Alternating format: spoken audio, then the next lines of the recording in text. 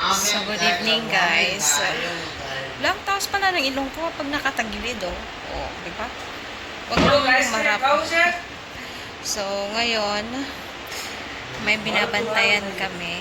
So, alam nyo naman, dito sa India is halos lahat is joint family. So, kami is joint family. So, andito yung grandparents ni Nayan. So, kasama namin.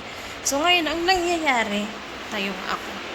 So, ang nangyayari guys, medyo matanda na nga siya. So, may mga ginaramdam na siya. No last week ba? O last week lang yun, nagkaroon siya ng heart attack. Luckily, nakita nung brother-in-law ko. Luckily, nakita niya. So, pag hindi siya naagapan, wala, dedo na. So, nakakawawa. So, ngayon naman, medyo sumakit yung tiyan niya, nagsuka siya kahapon, tapos ngayon, nagsuka siya. So, dinala namin siya ngayon dito sa kwarto namin para mabantayan. Actually, medyo okay na siya ngayon dahil in-inject ni Nayan ng gamot. So, magandang magkaroon ng doktor sa isang bahay para hindi kami nagpapanik, para hindi kayo nagpapanik, guys. So, luckily, si Nayan he is a doctor. So, ito siya ngayon. Papakita ko. So, ngayon, ito si Dada. O, medyo okay na siya. Tumalab na yung injection na hinigay ni Nayan. Then, meron nebulizer pa dito. Ayan.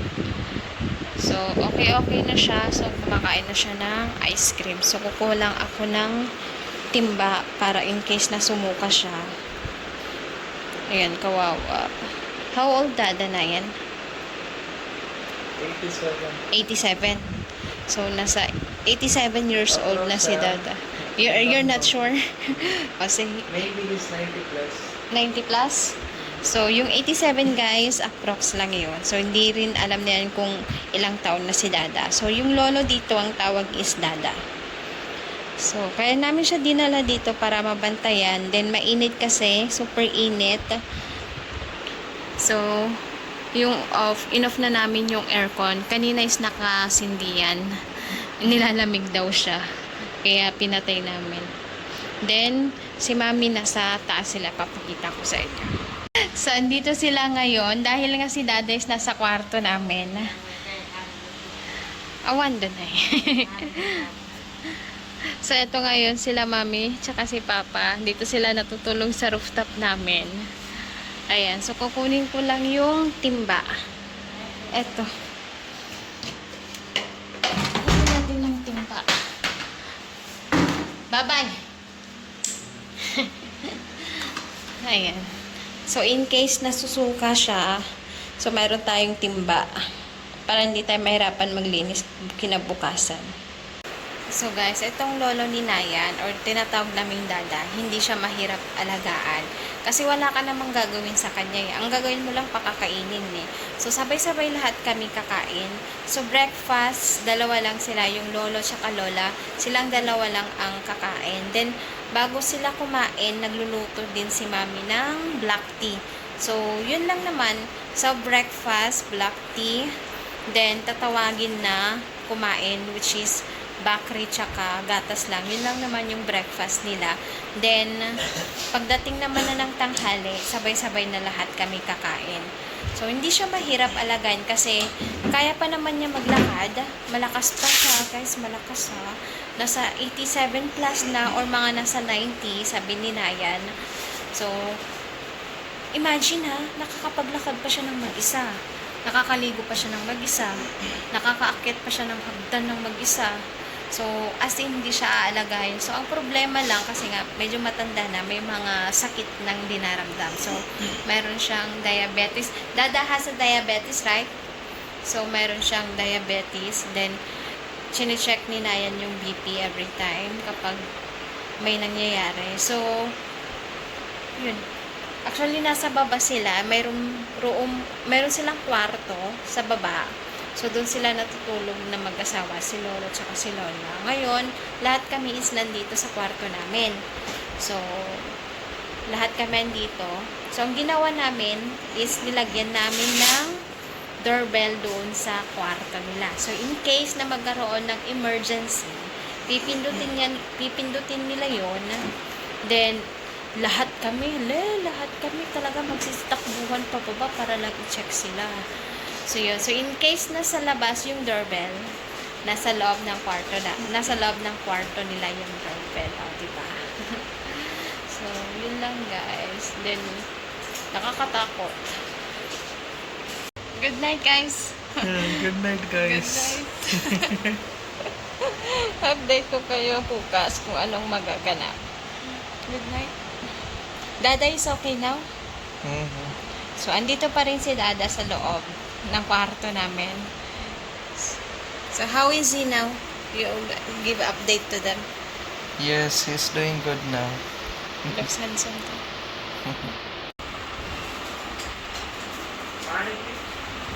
So, ganitong gustong gusto ko kay Nayan, maalaga. Ayun siya. Oh.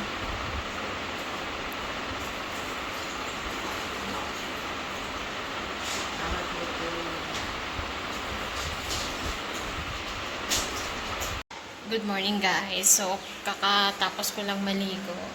So, kagabi is napuyat kami. So, ngayon, ayun si Nayan, oh. So, di ba sabi ko sa inyo, hindi pa kumpleto tong bahay eh. Ano na siya? Kumpleto na sa pintor. Yung sa mga gamit na lang ang kulang. So, inuunti-unti namin siyang punuin, pagandahin itong bahay. So, kamusta na ba si Lolo? So, si Lolo is papunta sila ngayon sa hospital para mag-report. What you will do to Dada, Nayan? What will you do to Dada in hospital? Report only? CT scan or what? Ultrasound? Ultrasound? Ultrasound and blood reports. Okay. So, they will do ultrasound and blood report only. Saan ko na yung CT scan? Diyos ko. Hindi ko kasi, ano yan, porte. Ang porte ko is pagturo. So, ngayon is, magluluto naman tayo ng tanghalian. Kasi si Mami nakalinis na. So, hinayan na lang niya kami matulog ng maayos nila. Kasi puwet kami. Anong oras na kami nakatulog? So, ang nangyayari kagabi is, every time na tatayo siya at magsusuka, nagigising kami ni Nayan. So, time to time nagsusuka siya. So, hindi kami talaga nakatulog ng maayos. So, nandito na sila, Lolo. Balik kukunin na lang namin mamayang hapon yung result. So, ayaw pa nga niyang pumunta kasi nga okay na daw siya. Pero pinilit pa rin ni Nayan kasi hindi naman siya pwedeng hula-hula lang, nakadepende lang doon sa nararamdaman ng isang tao. So, kailangan niya ng result. So, malalaman natin mamaya kung ano bang problema, bakit laging masakit yung tiyan ni Lolo. So, ngayon is, sinabihan ako ni Nayan na kapag magluluto ako ng ulam namin, dapat separate yung ulam ni Lolo. So, ganito ang gagawin ko guys. So, wala daw siyang masala, walang chili powder. So, ang lalagay lang natin is asin at saka yellow powder. Ayun lang guys, walang lasa. Para lang siyang nilagang. So, papakita ko sa inyo kung paano ko gagawin. Yung ulam namin ngayon, papri na may talong. So, dito sa Gujarat, ito yung pinaka-famous na gulay. Papri. Then, ito yung ulam ni Lolo. Then, ito yung ulam namin. Then, ang gagawin ko, ito is may masala na siya. Bali, pinapakuloan ko lang yung kamatis kasi gusto ko yung turog na turog yung kamatis para lasang-lasa. So, mayroon na tong mustard seed, tsaka jeera, then mayroon ng hing. Yun lang muna yung nilagay ko, then bawang, kamatis. Then, kapag medyo tuyo-tuyo na yan, ilalagay ko naman to. Lalagyan ko ng jeera powder. This is jeera coriander. Hindi kami naglalagay ng masala kasi acidity si Mami tsaka si Nayan. So, coriander powder. Then, turmeric powder, then chili powder. Ito yung ilalagay ko dun kapag tuyo na. Then, ilalagay ko to. Lalagyan ko ng tubig. Then, ito, ilalagay ko lang to sa ibabaw. So, lalagyan ko lang to ng salt tsaka yellow powder. Then, ilalagay ko na sa ibabaw. Then, tatakpan ko. Ipapakita ko sa inyo guys ha. So, durog na yung kamatis. Lalagyan na natin ng masala.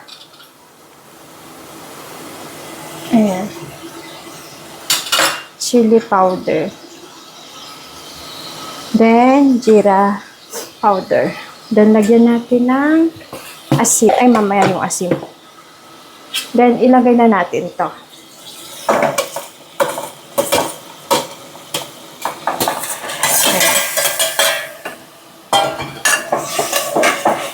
Ano lang natin? Halo-haluin. Then, alam niyo ba yung sekreto para sumarap to? So, nilalagyan ko ng besan. So, alam niyo ba yung besan is gawa sa black chana? Ngayon ko lang alam, guys. Ito yung sekreto ko, guys. Nilalagyan ko ng besan para maging malapot siya. Wag arena, ha? Kasi malasa yon. Mas may lasang basta ayoko yung lasa. So, ito yung ginagawa ko. Nilalagyan ko siya ng besan para kapag nilagyan mo ng tubig, medyo malapot-lapot siya, then malasa. Mas masarap yung kalalabasan. So, anuin lang natin. Lakasan na natin. Lagyan na rin natin ng asin. Ayan. Then, eto guys. So, nilagyan ko na to ng asin tsaka turmeric powder. So, kapag nilagyan ko na to ng tubig, isasabay ko lang siya dyan, ganyan, para maluto. Para hindi na ako magluto ng separate. Ayan, natin.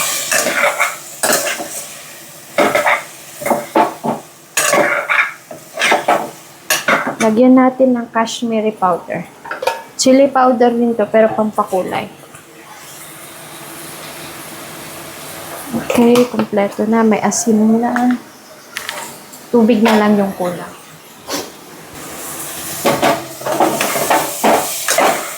So, dito guys, kasi dahil talong, medyo madali lang lutuin kasi naka-pressure cooker tayo.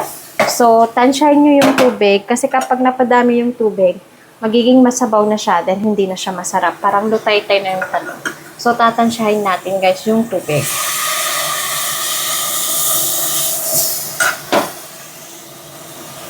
So, isang ganito yung nilagay ko. Oh.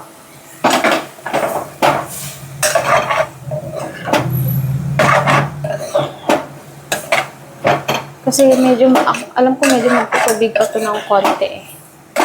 Ayan, sarap na siyang tignan. Then, ilagay na natin to sa ibabaw. Ganyan lang.